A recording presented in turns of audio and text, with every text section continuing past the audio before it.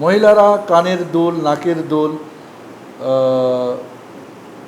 গলায় হার, হাতে মালা, পায়ে নূপুর পরতে পারবে কি না?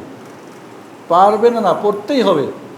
মেয়েদের একটা নিয়ম, মেয়েরা সাজগোজ করবে, বিশেষ করে বিবাহিত মেয়েরা তাদের স্বামীদের জন্যে, মনোরঞ্জনের জন্য তারা করবে, সাজবে।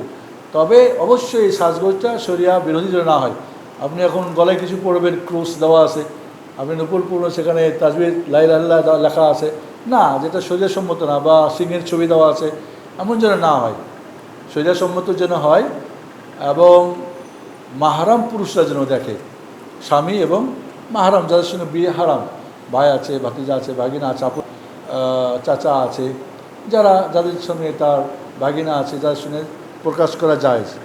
বাকি গায়ের মাহরাম পুরুষ হলে অবশ্যই সম্পূর্ণভাবে তাকে ঢাকতে হবে। এটা পরপুরুষ দেখলে অবশ্যই গুনাহ হবে। এগুলো মেয়েরা পড়তে পারবে, সমস্যা নেই ইনশাআল্লাহ।